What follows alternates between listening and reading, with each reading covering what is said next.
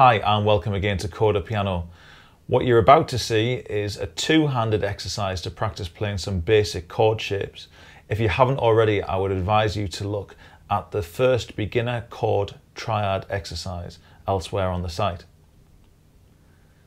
Okay, so far we've looked at playing this basic chord shape using the thumb, middle finger and little finger, and you played 5 different chords in the right hand and came back down.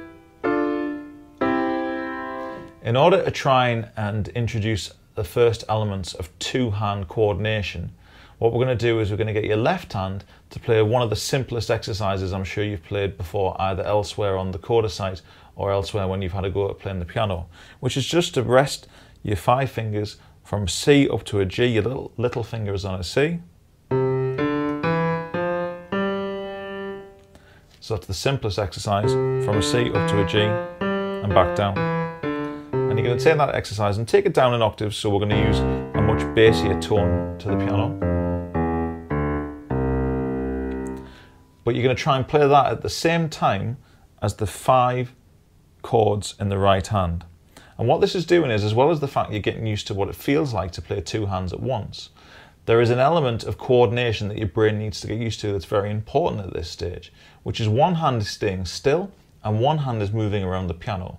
And of course, what I commonly see time and time again with beginner students is one of the biggest stages that they need to conquer is the fact that the hands are independent to each other. Because commonly when students make mistakes at the beginning of trying to play with 2 hands, I can see that the mistake they're making is due to the fact that one hand is trying to follow another one around the piano.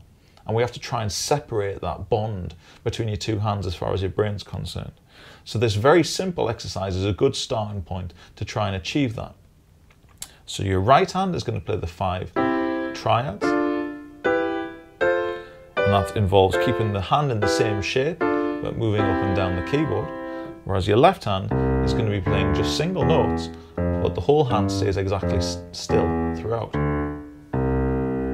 So together, it'll sound like this.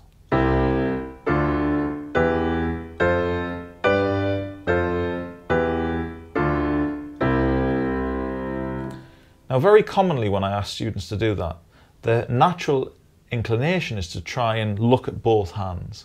And this is another important stage to try and conquer. It's not actually possible for you to look at both hands because there is a distance in between them. And so what in fact reality happens is people end up trying to very quickly look between 2 hands at the same time. What I always compare this to is as if you were sat watching a tennis match, but your ticket in the stadium was level with the tennis net. And what would happen is you would end up perhaps trying to follow the ball very quickly between both players. But in fact, in reality, you would probably actually process or see very, very little. So what most people in the crowd tend to do is they pick one player and focus on that player perhaps for that rally or that point or game or whatever, and then turn their attentions to the other player for another point. And whilst they will then see nothing of one of the players for a point, they will get a great view of what one player is doing.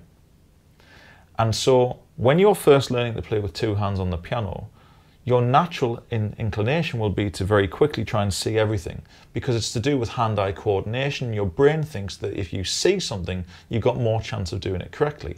And of course, very often that's the case. If you're picking a cup up or throwing something or pushing something, your eyes tend to naturally follow where your hand goes. But in piano playing, because you have 2 hands doing different things at the same time, and of course, ideally, you want your head to be up looking at the music that's in front of you, you need to convince yourself, both in a confidence and a morale way, but also to convince your brain that you don't actually need to see something happen in order for it to work. So if you looked elsewhere on the Chords site and you did the very first beginner finger exercises, you'd see that I refer to trying to get you to do something without looking at it and getting you used to not having to see the keyboard.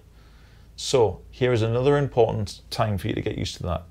Get used to the fact that you don't have to look at the keyboard. You can look around the room whilst you play that basic exercise with your left hand. And neither do you have to look at the keyboard in order for you to play that chord exercise in the right hand. So your choice when you first learn to play with 2 hands is one of 2 things. You can either pick a hand to look at and stick with it for the duration of the exercise, like I referred to looking at one player during a tennis point, Or, in fact, look at neither hand and start to get used to the fact that your head is going to need to be up and looking at the music the vast majority of the time when you play piano. So once your hands are in position, then try to play the whole exercise without looking at all. And you'll find that in the majority of cases, you can do that perhaps better than you might have expected. Sure, it might not happen the very first attempt, but have a go, pause the video, take a little bit of time to get used to what that feels like, and start to convince yourself and convince your brain that you don't need to see everything that you're going to play. And that's a very important stage to conquer for beginner piano. So, good luck with that. Take your time, have a practice. Remember, speed is not important at this point. And we'll see you soon again on Coda Piano.